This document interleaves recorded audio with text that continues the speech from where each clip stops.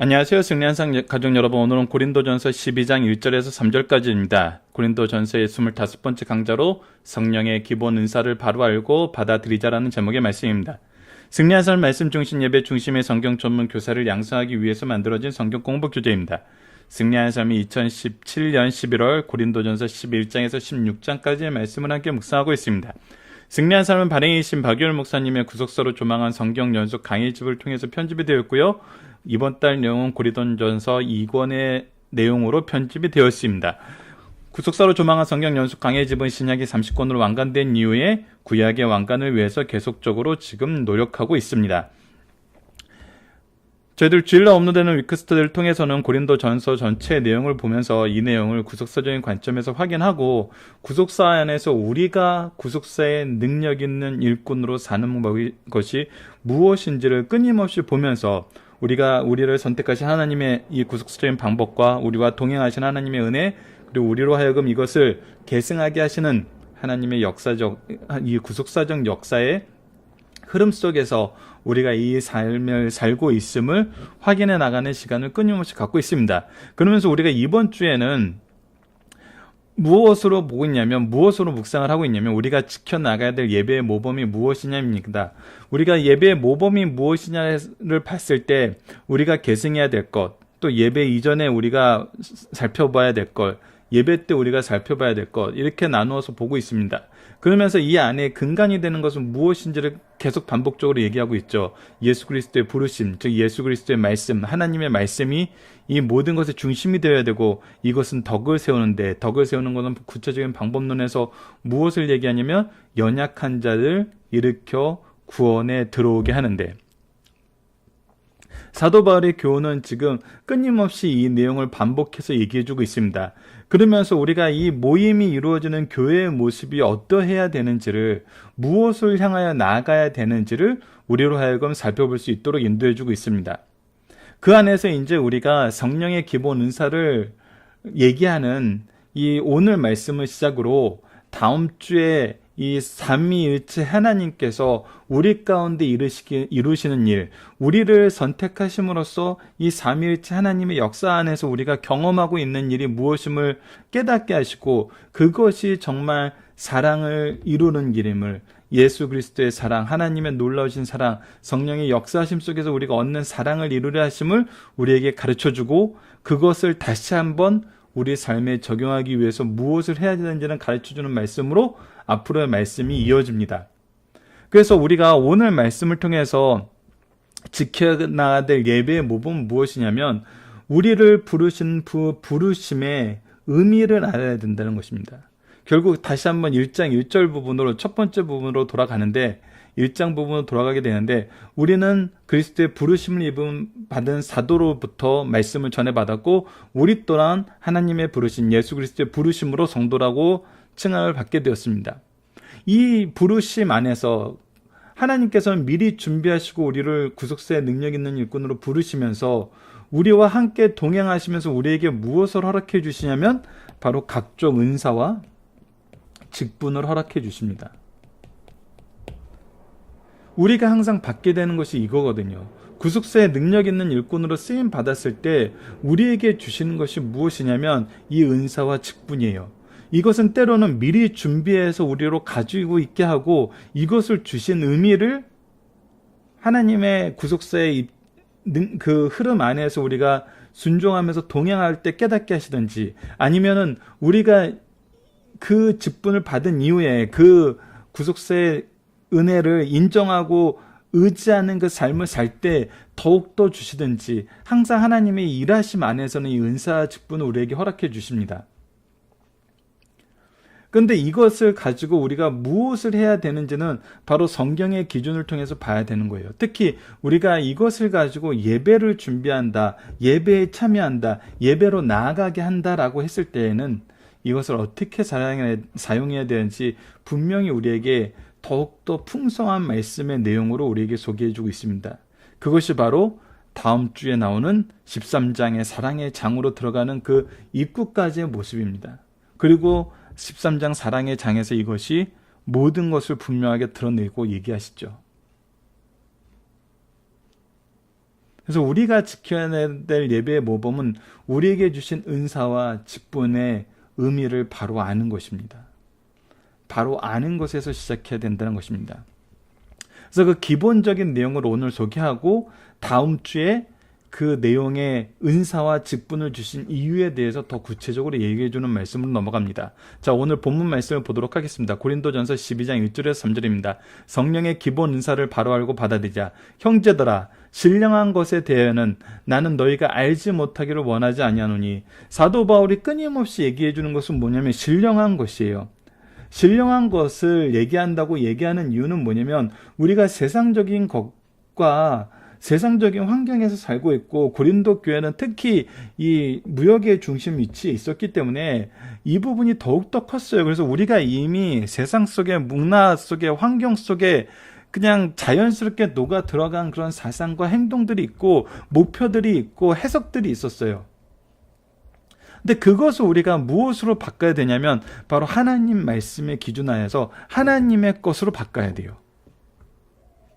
그래서 항상 우리가 말씀을 전함으로써 이 신령한 것이 무엇인지에 대해서 알려줘야 돼요.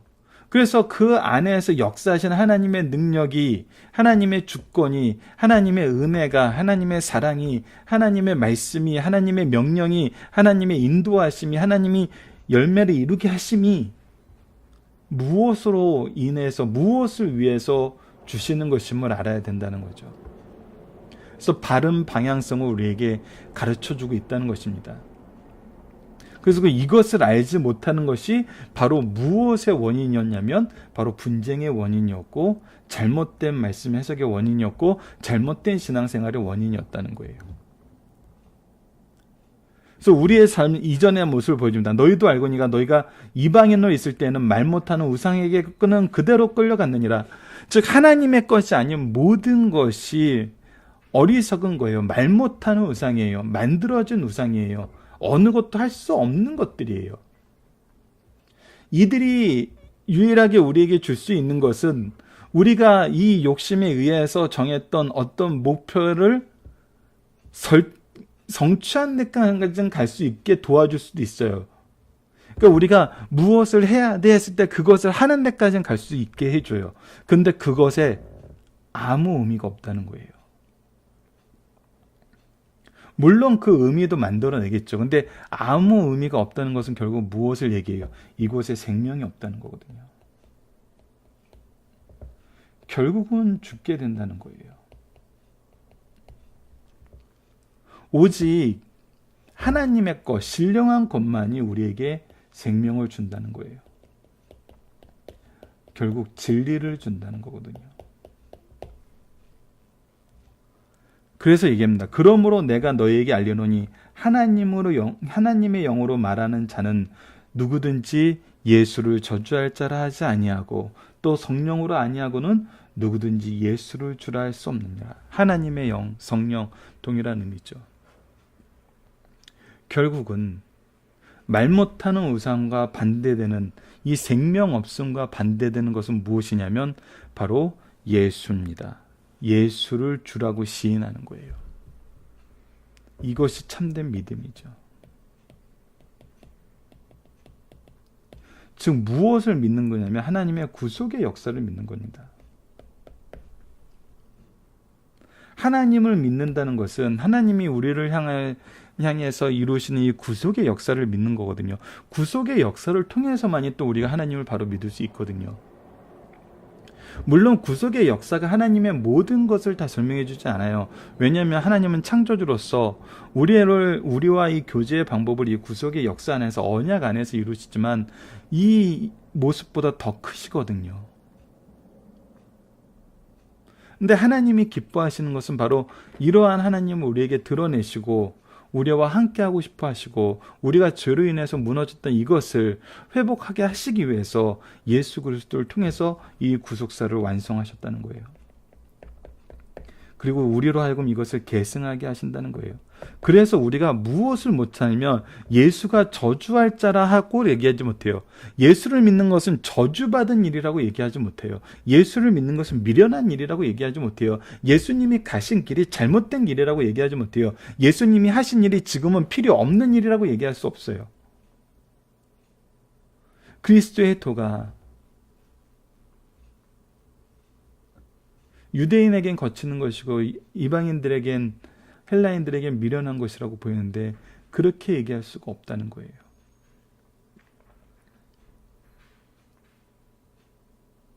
우리가 사도행전에서 사도 바울에 대해서 연구하면서 몇 번 나눴지만 유대인들이 왜 사도 바울이 처음에 예수 믿는 자들을 그렇게 잡아 죽이려고 그랬어요. 예수는 나무에 달려 죽었기 때문에 하나님의 저주 아래 있었던 사람이고 하나님의 저주 아래 있는 사람들을 믿는다는 것은 우리가 그 저주 안으로 들어간다고 생각했기 때문이었어요. 그래서 우리가 갈라디아서와 함께 살펴본 적이 있었어요. 하지만 사도 바울이 예수 그리스도를 만나고 나서 깨닫게 된 건 무엇이에요? 예수님이 저주 아래서 하나님의 저주 아래서 죽은 건 맞아요. 근데 그것이 예수님의 죄로 인해서 죽었던 것이 아니란 거예요. 우리의 죄를 대속하기 위한 이 구속의 하나님의 구속사적인 경륜 안에서 이루어졌던 거예요. 그렇기 때문에 예수님을 메시아라고 고백하고 구주라고 고백하지 저주할 자라고 할 수 없다는 거예요. 이것을 하나님께서 어떻게 알게 하시냐면 성령의 역사하신 가운데서 알게 하신다는 거예요. 그래서 성령의 역사하심을 받는 사람은 예수를 저주할 수도 없고 예수를 주라 시인하지 않을 수도 없다는 거예요. 그래서 우리의 믿음의 근간은 예수 그리스도라는 거예요. 예수 그리스도의 부르심을 우리가 하나 됐다는 것을 다시 한번 성령의 역사하심 안에서 우리로 하여금 깨닫게 하고 있습니다. 그리고 이 성령의 부르심 안에서 우리가 예수 그리스도를 믿게 되었다는 것을 인정할 때 우리에게 주어진 은사가 무엇을 위한 것이고 그리스도의 머리 대신 이 교회 안에서 우리가 직분을 받았던 것이 무슨 의미가 있는지를 우리로 하여금 다시 한번 깨닫게 합니다. 그것이 바로 우리가 다음 주에 묵상할 내용들입니다. 본문 묵상하기를 보도록 하겠습니다. 바울은 성도들이 무엇을 알기를 원했나요? 신령한 것에 대해서 알기를 원했습니다. 하나님에 대해서 알기를 원했어요. 하나님의 일하심에 대해서 알기를 원했어요. 이것은 결국 구속사를 알기를 원한 거고 구속사를 알기 원했던 거 우리 예수 그리스도를 주로 시인하는 이 지혜와 이 능력과 이 역사와 이 은혜를 인정하고 의지하면서 계승하는 삶을 살게 한다는 거예요. 이전에 우리는 어떤 모습이었습니까? 이전에는 말 못하는 우상에게 끌려가는 어리석은 생명 없는 삶을 살았어요. 결국 우리가 원하는 개별적인 뭔가는 줄 수 있어요. 근데 그곳에 무엇이 없냐면 생명이 없어요. 세 번째, 바울은 우리가 예수 그리스도를 고백하기 위해서 누구를 힘입어야 함을 강조하나요? 바로 성령께서 하나님의 영이 우리에게 역사하심을 우리로 하여금 경험하게 하십니다. 고백하게 하세요. 이것이 우리의 모습이라는 거예요. 우리가 예수 그리스도를 주로 시인한 것은 바로 누구의 역사냐면 하나님의 역사이고 하나님의 영의 역사, 성령의 역사라는 거예요. 이 성령의 역사 안에서 우리가 무엇을 받게 되냐면 이 은사를 받게 된다는 것입니다.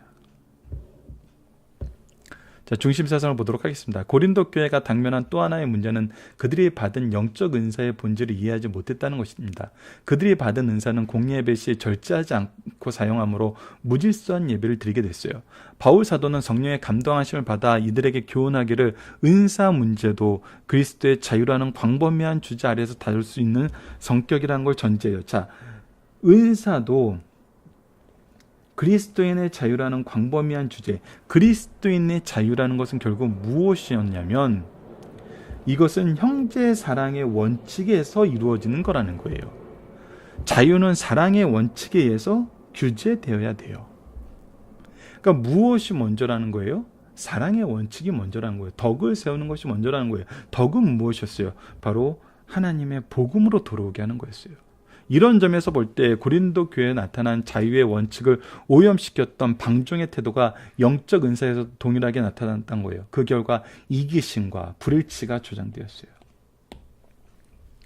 그래서 교회의 하나됨은 신비이면서 너무나 당연한 것입니다. 왜? 성령의 부르심 안에서 이루어지고 사랑의 원칙에 의해서 규제되는 자유들이 그 안에서 빼곡히 넘쳐 있거든요. 무엇을 위해서? 덕을 세우기 위해서. 그래서 이 안에서 은사 받은 사람들이, 직분 받은 사람들이 항상 무엇을 하냐면 섬기는 삶을 살아요. 이것이 교회의 아름다움입니다. 이것이 교회의 질서라는 거예요. 이것이 먼저 은혜를 받은 사람들의 모습이고 예수 그리스도의 부르심 안에서 하나 되는 모습이라는 거예요.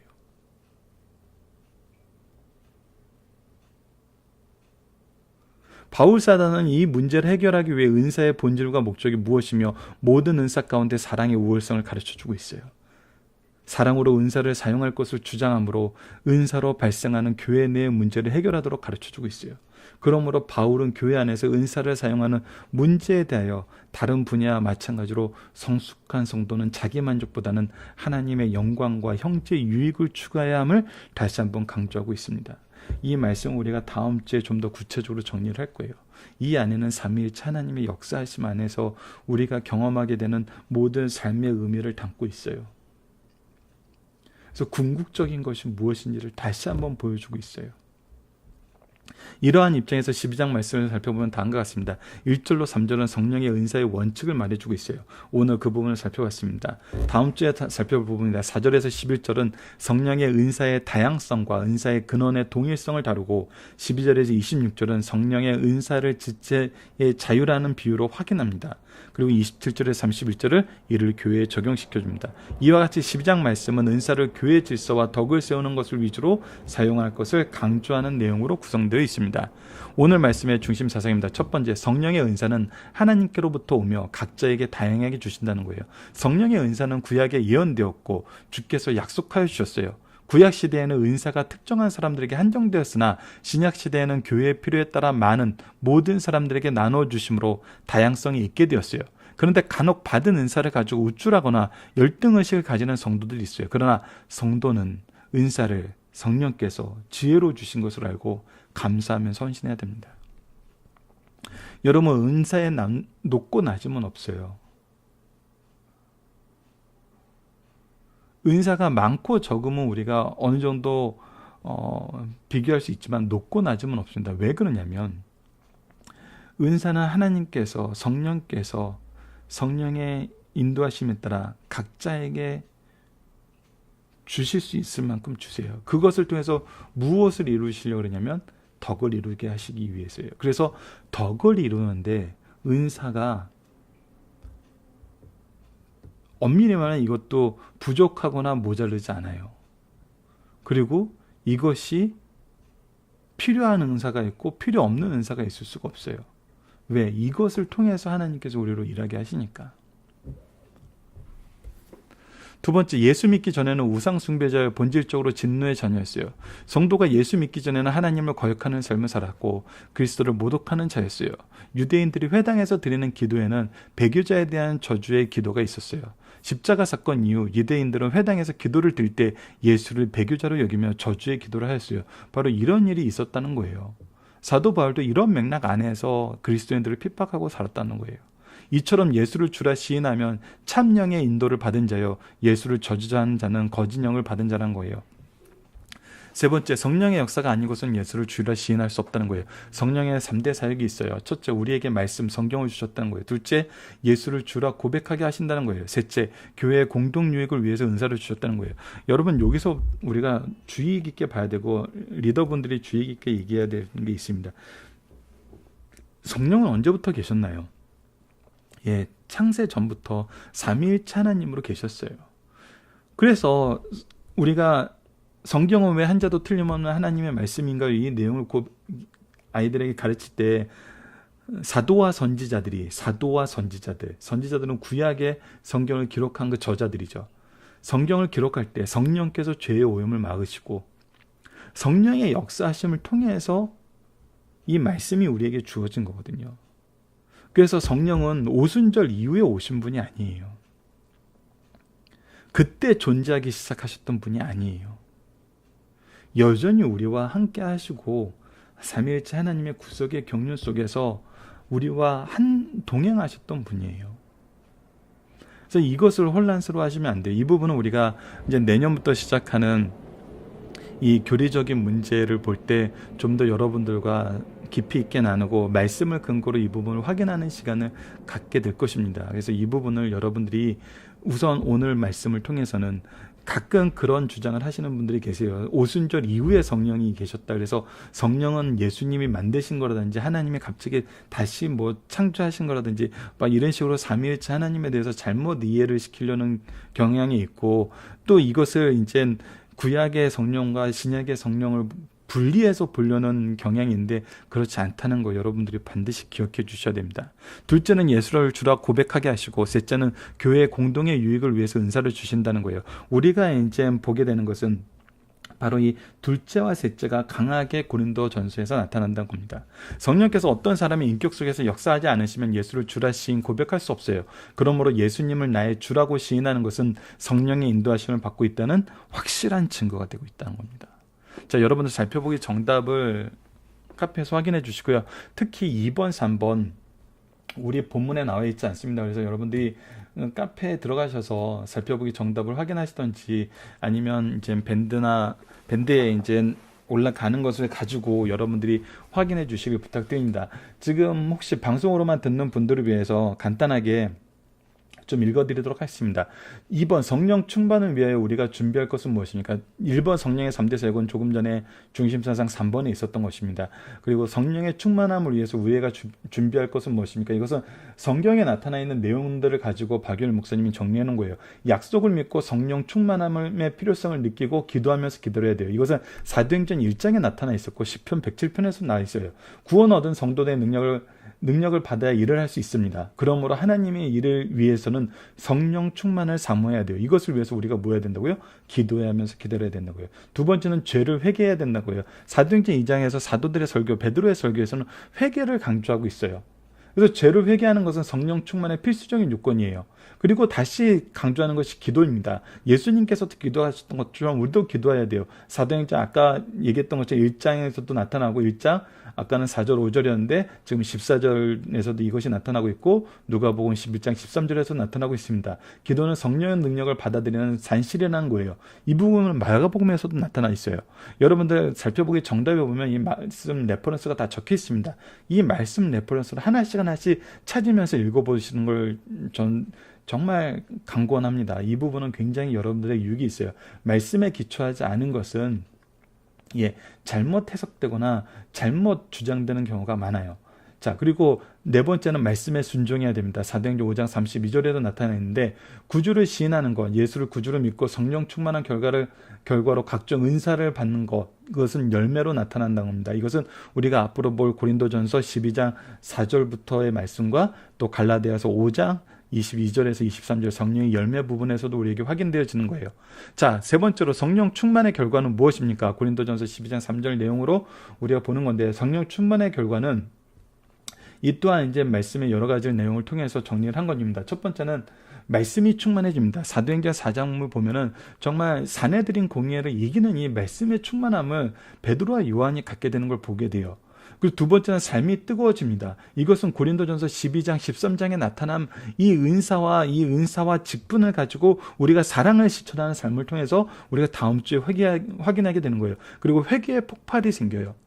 우리가 성령 충만함으로 인해서 회개의 은혜를 잊게 돼요.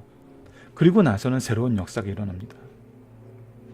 그리고 마지막으로는 신앙생활의 산 증거가 나타난다는 겁니다. 이것이 요한복음과 우리가 이전에 살펴봤던 히브리서 말씀을 통해서 살펴보게 되는 거예요. 여러분들 이 살펴보기 정답은 다시 한번 카페를 통해서 확인해 주시길 부탁드립니다. 자, 적용합니다. 우리는 삶 속에서 성령의 역사를 무엇에 초점을 두며 간구합니까? 우리가 성령의 역사에 무엇을 초점을 둬야 되냐면, 계속적으로 고린도 전서에서 살펴본 것은 바로 덕이었습니다. 하나님의 복음이었어요. 우리가 이 기도의 문제에 대해서, 기도의 방법에 대해서 항상 우리 신앙의 선배들이 주의를 주는 건 뭐냐면, 하나님 뭐뭐 해주시면 뭐뭐 할게요.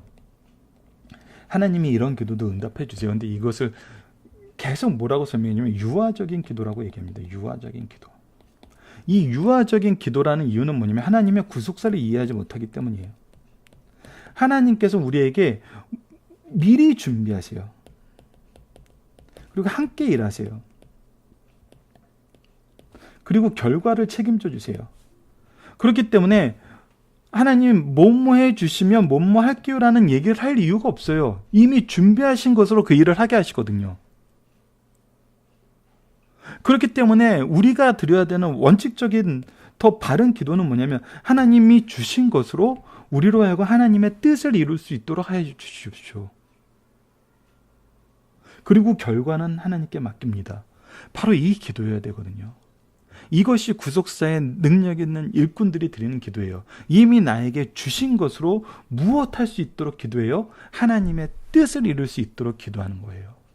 이 덕을 세우고 하나님의 복음의 확장을 하고 이 구속사의 능력 있는 일꾼을 계승시키는데 쓸 수 있도록 해달라는 게 우리의 기도여야 된다는 거예요. 그래서 우리가 속히 이 유아적인 기도에서 벗어나야 된다는 거예요.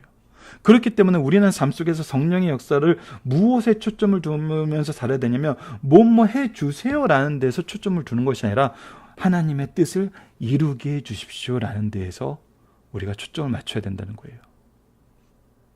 그런데 우리가 여전히 뭐뭐 해주세요 라는 이런 것에 성령의 역사를 초점을 맞춘다면은 오늘 본문 말씀하고는 분명히 차이가 있는 것이고, 차이가 있다면 우리는 어떻게 해야 돼요? 우리에게 미리 준비하심을 먼저 보면서, 부르심을 먼저 보면서, 하나 되게 하심을 보면서 누구를 봐야 돼요? 영혼을 봐야 돼요.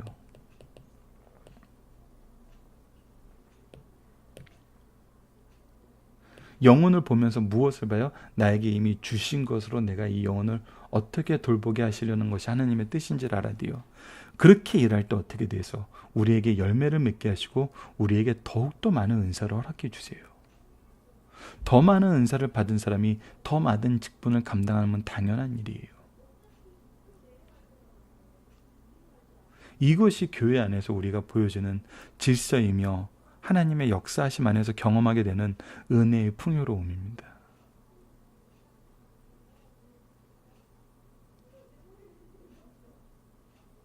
그래서 우리가 교회를 볼 때도 성도를 볼 때도 기준이 되는 게 무엇이어야 돼요? 무엇을 더 주세에 의해서 받은 사람을 보는 것은, 여러분, 우리는 이 사람을 오히려 돌봐줘야 될 사람들이에요. 우리가 따라야 되는 사람들은 어떤 사람이에요? 우리가 본받아야 될 사람들은 어떤 사람들이에요? 이미 그들이 가진 것으로 하나님의 일을 위해서 어떻게 쓰는지를 보고 그들의 방법, 그들의 삶, 그들의 정말 지혜를 우리가 배워야 돼요. 근데 너무 아이러니한 것은 몸매의 주세에서 많은 받은 사람이 더 곽강을 받죠. 왜?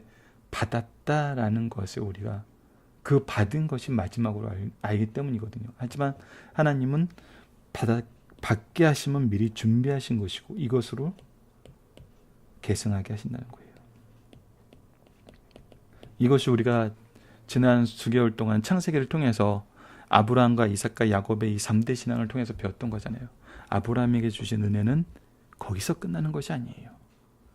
계승하게 하시기 위한 거예요. 구속사의 계승을 위해서 하나님께서 아브라함을 들어서 선택하셔서 쓰셨고 축복하셨고, 아브라함은 누구를 위한 준비된 삶이었어요? 바로 이삭을 위해서 준비된 삶이었고, 아브라함과 이삭은 야곱을 위해서 준비된 삶이었고, 아브라함의 삶이만 이삭을 위해서 준비된 삶인지 알았더니 그 이전의 조상들의 삶도, 노아의 삶도, 셋의 삶도, 하나님의 창조도 결국 우리를 위한 준비였다는 걸 깨닫게 될 때, 우리가 그래서 이 구약의 신약의 모든 하나님의 사도와 선지자들보다, 이 구속사의 능력 있는 일꾼보다 더 은혜의 충만하심 속에 있다는 것을 경험하고 고백하게 되는 거 아니겠습니까?